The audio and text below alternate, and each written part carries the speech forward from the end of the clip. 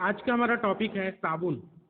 तो साबुन किसे कहते हैं, इसके स्वच्छ करने की क्रियाविधि या साबुन की क्रियाविधि या साबुन की मिसेल संरचना को समझाइए, ऐसा करके क्वेश्चन आता है। तो सबसे पहले देखते हैं साबुन किसे कहते हैं। ठीक है, साबुन लंबी श्रृंखला वाले कार्बोक्सिलिक अम्ल के सोडियम या पोटेशियम लवण होते हैं। ठीक है, कार्बोक्सिलिक अम्ल RCOOH होता है, तो H को प्रतिस्थापित करके M लिया गया है, जिसमें या तो सोडियम लवण होगा या पोटेशियम। M का अर्थ होता है मेटल, तो या तो सोडियम धातु लेना पड़ेगा या पोटेशियम धातु लेना पड़ेगा। इसी को बोल रहा है कि कार्बोक्सिलिक अम्ल का सूत्र है RCOOH। तो ये जो H है ये सोडियम या पोटेशियम लवण द्वारा प्रतिस्थापित होता है। तो सोडियम और पोटेशियम क्या होते हैं, दोनों मेटल होते हैं, इसलिए इसको हटाकर यहाँ पर M लिया गया है। ठीक है, तो साबुन लंबी श्रृंखला वाले कार्बोक्सिलिक अम्ल के सोडियम या पोटेशियम लवण होते हैं, जिसे RCOOM से व्यक्त करते हैं। ठीक, अब इसके दो प्रकार के होते हैं साबुन, एक कपड़ा धोने का साबुन और दूसरा नहाने के साबुन। तो नहाने के साबुन इसमें पोटेशियम लवण होता है और कपड़ा धोने के साबुन में सोडियम लवण होता है। ध्यान रखिएगा, लक्स, ब्लीच, हमाम ये साबुन के प्रकार नहीं है, ये क्वालिटी है साबुन की। ठीक है, साबुन दो प्रकार के होते हैं, एक कपड़ा धोने का साबुन और दूसरा नहाने के साबुन। तो नहाने के साबुन ऐसा साबुन जिसमें पोटेशियम लवण उपस्थित होता है। ठीक, और कपड़ा धोने का साबुन ऐसा साबुन जिसमें सोडियम लवण उपस्थित होता है। उदाहरण है नहाने के साबुन में पोटेशियम स्टीयरेट और कपड़ा धोने के साबुन में है सोडियम स्टीयरेट। ये दोनों उसके उदाहरण है। अब देखते हैं साबुन को स्वच्छ करने की क्रियाविधि। ठीक, साबुन का सूत्र क्या होता है, RCOOM। देखते हैं क्रियाविधि। जब साबुन को जल में घोला जाता है, अर्थात जब जल मिलाकर उसको घोला जाता है, तो साबुन दो भागों में M+ और RCOO- में टूटता है, क्योंकि इसका सूत्र क्या है साबुन का, RCOOM। ये धातु है, मेटल प्लस आयन बनाता है और ये बाकी भाग जो माइनस आयन बनाता है। तो दो भाग में टूटेगा, एक पहला RCOO- और दूसरा है M+ में टूट जाता है। ठीक है, तो जो R वाला भाग है वो साबुन का पूछ बनाता है, साबुन की संरचना का, और तेल के अणुओं से जुड़ता है, अर्थात तेल में घुलनशील होता है। और दूसरा भाग है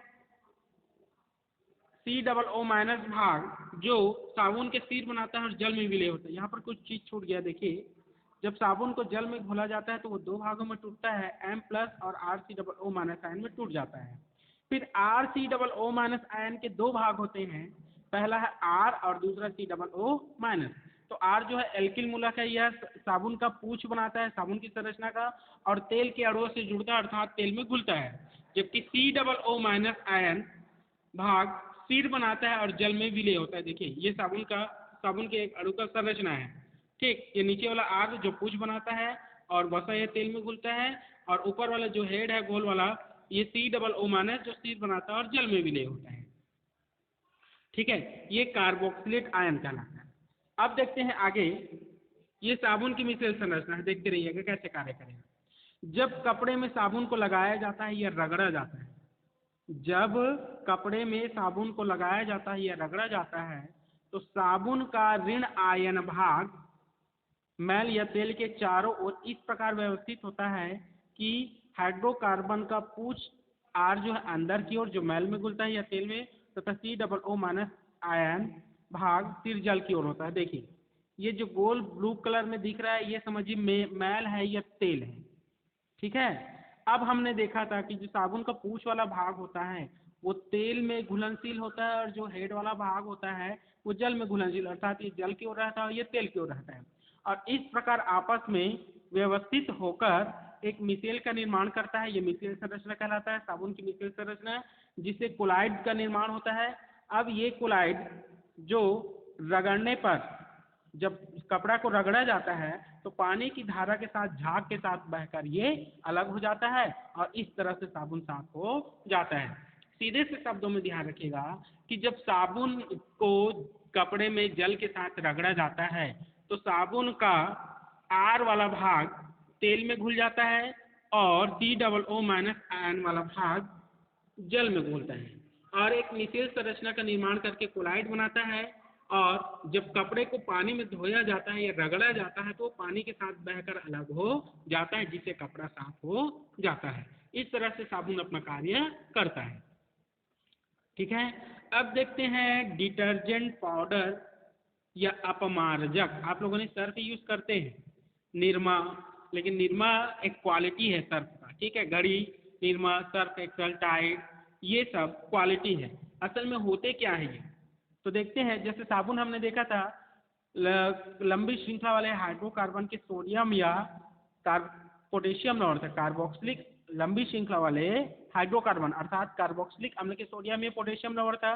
तो अपमार्जक जो होता है वो लंबी श्रृंखला वाले कार्बोक्सिलिक अम्ल के सल्फोनिक लवण उपस्थित होता है। ठीक है, और साबुन में सोडियम या पोटेशियम लवण उपस्थित होता है। ठीक, तो लंबी श्रृंखला वाले कार्बोक्सिलिक अम्ल के सल्फोनिक लवण होते हैं, या कठोर जल में प्रभावी होता है। मतलब कठोर जल में जो कपड़े धोने के साबुन झाग नहीं देता और कपड़े को साफ नहीं करता है, लेकिन सर्फ का जब उपयोग किया जाता है डिटर्जेंट पाउडर का, तो वो कठोर जल में ही प्रभावी होता है और इसके साफ करने की क्षमता अधिक होती है।